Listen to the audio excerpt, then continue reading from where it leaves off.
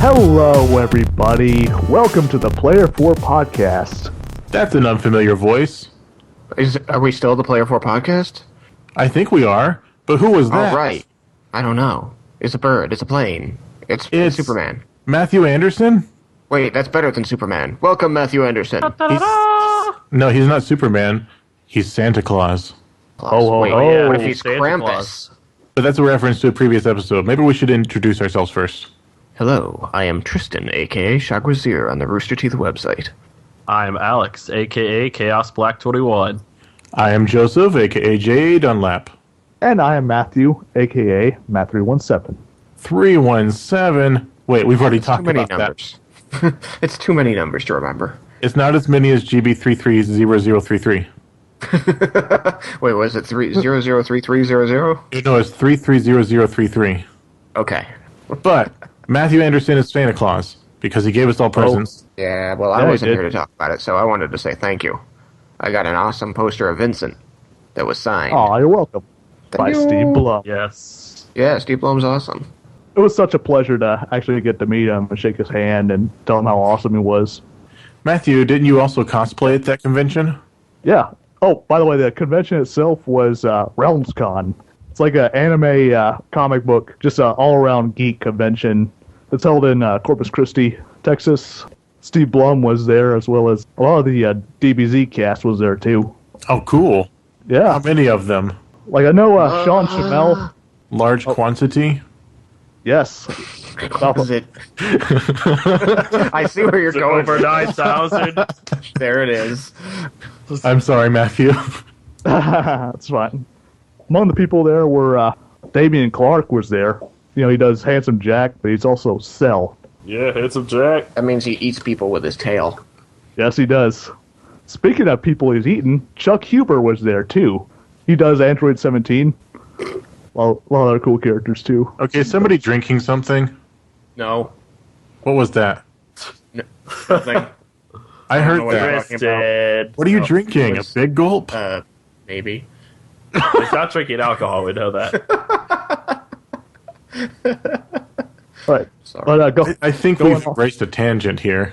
Yeah. Oh, just to speed it up, Josh Martin, who does Majin Buu, Carl Herbert, who does Grown Up Gohan, Eric Bale, who does Trunks. Oh, Ian Sinclair, who does new villain from the recent two movies that, sadly enough, I still haven't seen, but he's also Dandy from Space Dandy.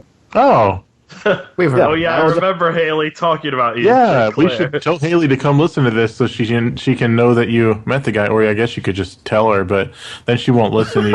You should just tell her to listen to this and find out so she'll come and listen. Oh, Always yeah. be pitching podcast. ABPP. It's like ABC. Always be closing. Yes. Anyway, Tristan, what is the name of our Yes. first segment? Next time on Dragon Ball Z. Oh, come on. And another thing. And another thing. And the I'm sorry, I got- thing. I got confused because we were talking about all those voice actors who were all on DBZ. Yeah. But you did that last week. No, I did last time on Dragon Ball Z last week, which actually makes more sense. It doesn't matter. Anyway, Embracing tangents. yes, we're embracing tangents left and right. I'm having trouble talking. I sound like Sure. Connery. Sean Connery. Oh, we're talking in different voices now. We could be, but we're not. No, instead we're going to announce something regarding another thing. Oh no. Was it- What's it gonna be about AAT? What? Oh, and another Another thing. AAT. Always be and another thinging. There you go. No, we're no longer going to be and another thinging after this week. Oh no, that's okay. It's just it's time to retire. Baby. We had fun with it, but it is old hat. Speaking of which, I have some things for and another thing this week for the and final another a thing. final send off for the segment. Oh, there you I go. also have something. First one is I am not old hat, Tristan. Sure you are. I mean, I don't know what you're talking Old about. hat. No, I'm not old hat. Shut up. I don't know. I mean, 32 is pretty up there. Oh, come on. I mean, you're almost 40. My hat isn't that old. Well, when did you get it? Did you I get don't it at the have a hat. haberdashery? I don't know. I don't know what hat you might be talking about. I don't wear hats. Next thing and another thing. You were talking about my new place. Rib? You had seen the previous place, the duplex that I used to live in, but you hadn't seen this new one because you've been out of state and you just got settled again. And in response to that, my old duplex was actually okay, but my new apartment has a dishwasher, which is actually really important because doing dishes sucks. And also it has a little bit more room, and it's right behind Walmart. And there's a playground and a pool in the courtyard of the apartment complex, although the pool just so happens to be closed since last month and won't open until probably April, May, around there. Next thing, did you like the Puro dance party? Yes, that was actually one of the first images that came up when I did my own search for it. And I was thinking that I would do some kind of a compilation where I either multiplied that image and had a bunch of them all over the screen going at once, or I would find all the different Puro dance parties and put them all up. But, doing one was fine too. By the way, the Puro dance party was really hard to do without internet.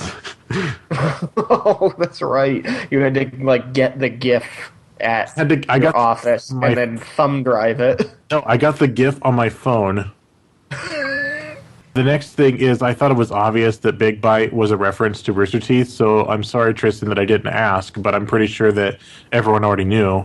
I mean, I just like it when these things are it's just part of the basic interviewing, whatever, principle. You ask all the obvious questions to get them out of the way first, and then go to the other stuff.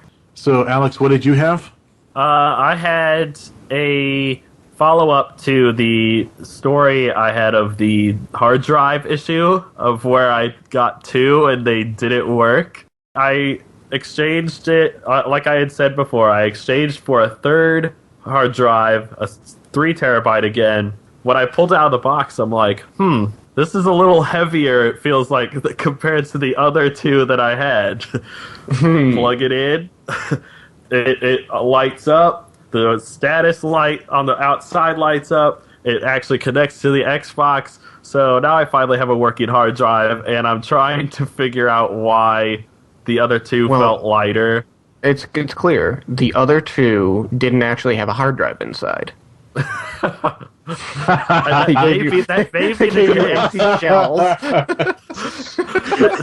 may be the case. I feel like there is something missing, but it's okay now.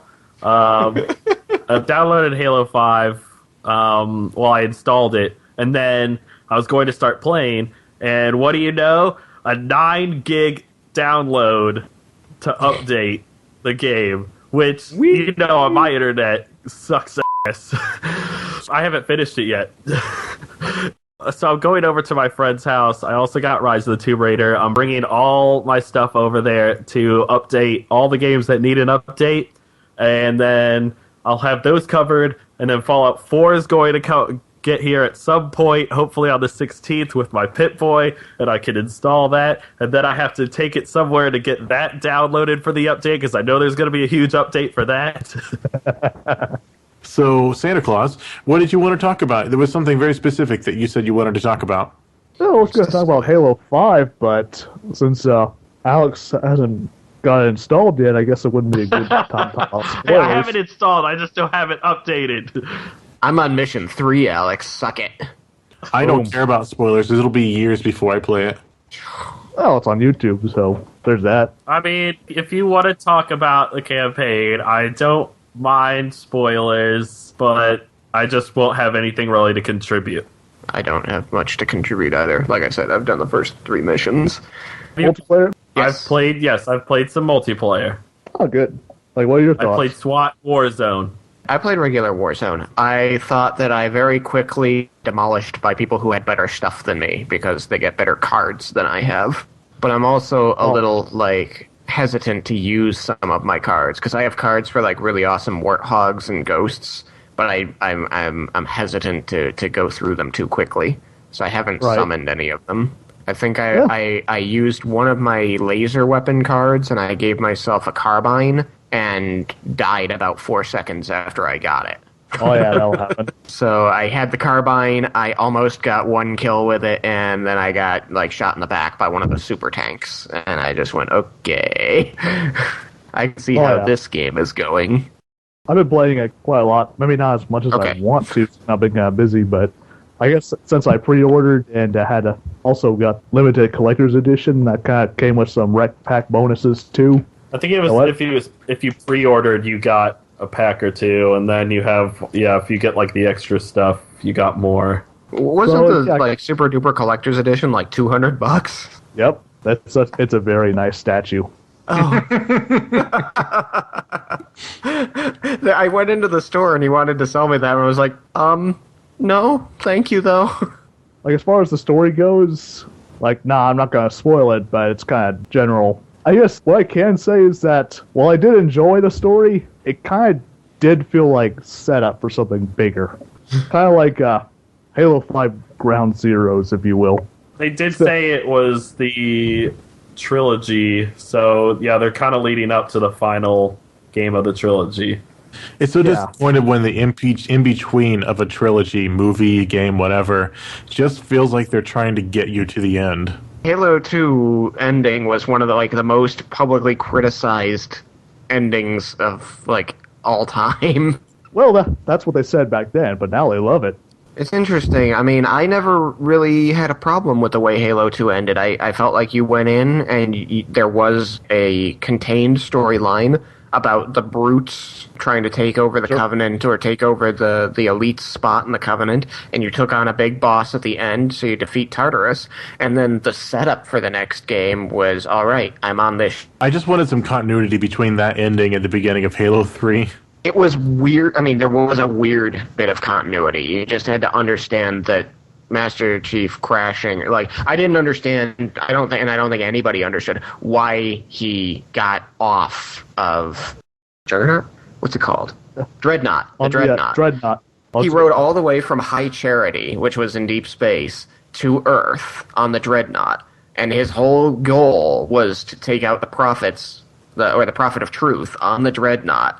And then right at the beginning, he separates from the Dreadnought and crashes somewhere else. It's like, because why'd you get off the Dreadnought? Rendezvous with the rest of the humans. Yeah. Yeah. Who all assumed he was dead because he hit the ground at Mach speed. I think maybe he was just showing off. He was like, hey, I'm just going to jump out of the ship now.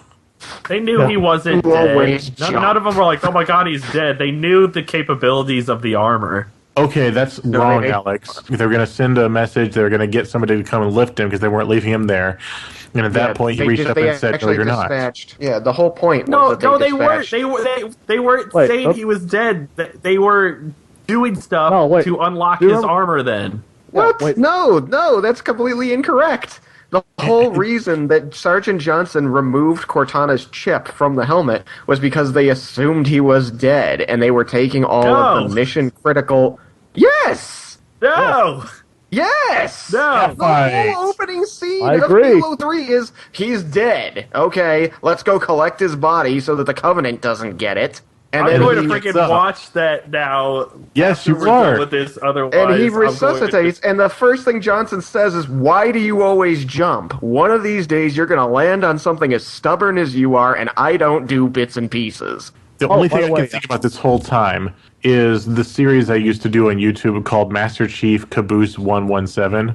Okay, I didn't. And it was somewhat popular for a while, and it was where I did overdubs of scenes from the Halo games, but it was Caboose. This was long before Rooster Teeth did theirs with Reach. And when Johnson is saying, we're not leaving him here, and then he grabs his arm and gets up, it's Caboose saying, excuse me, I have to go to the bathroom again.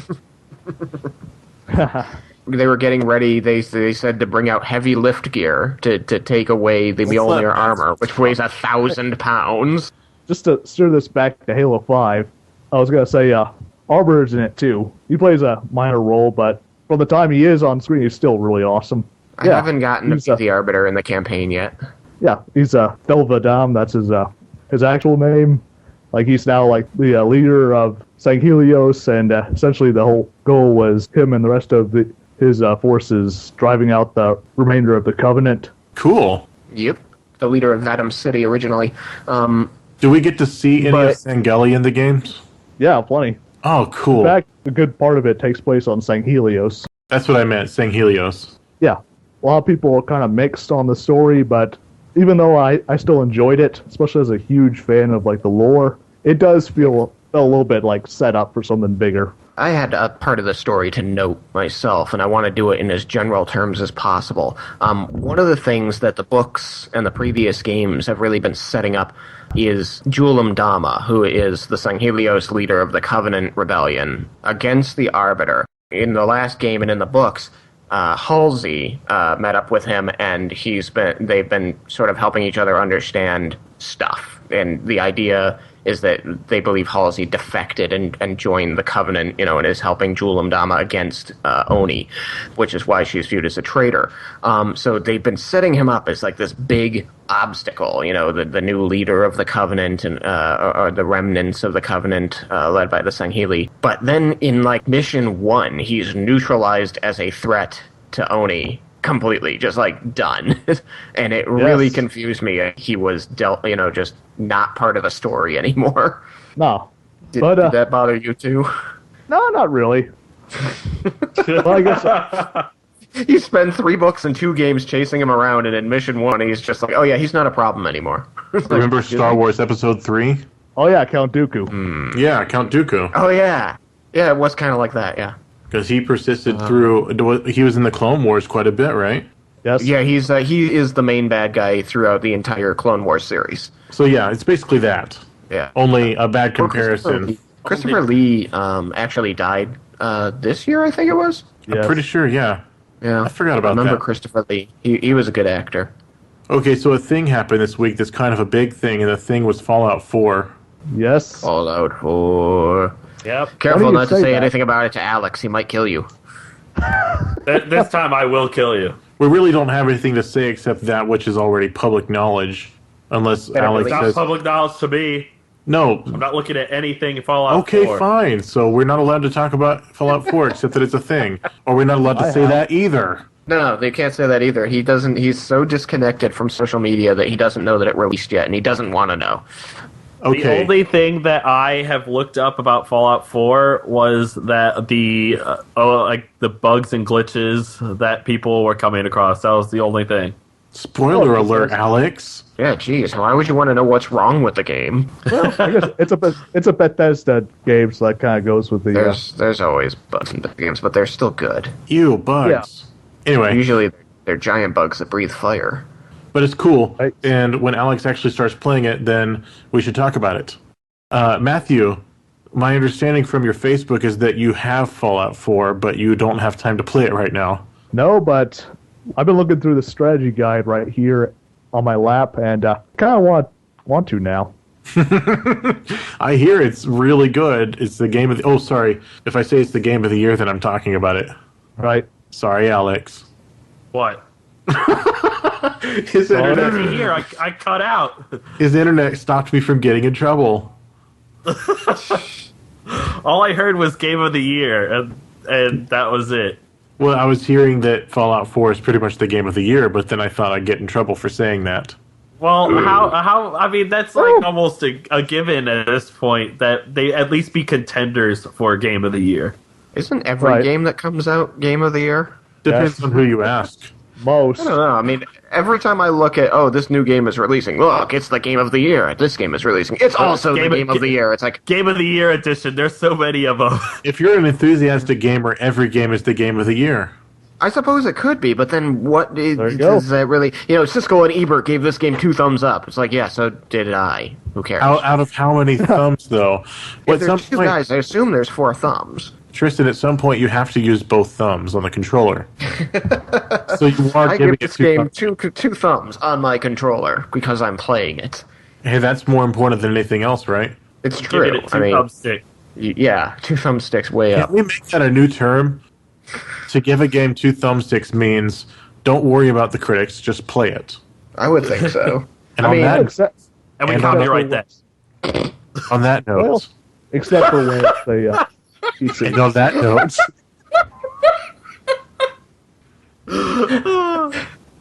yes, Matthew. That's nothing. And on that note, I think it's Okay. time. I'm good. Now, Alex and I I think aren't allowed to sing, so I think it's up to Tristan and Matthew to get us out of here. All right, Matthew, let's end this on a high note. Damn it. I got beaten to my own joke. Good night, everybody. All right. Nighty night, everyone. That was nice, man. Bye. And there's... I got nothing.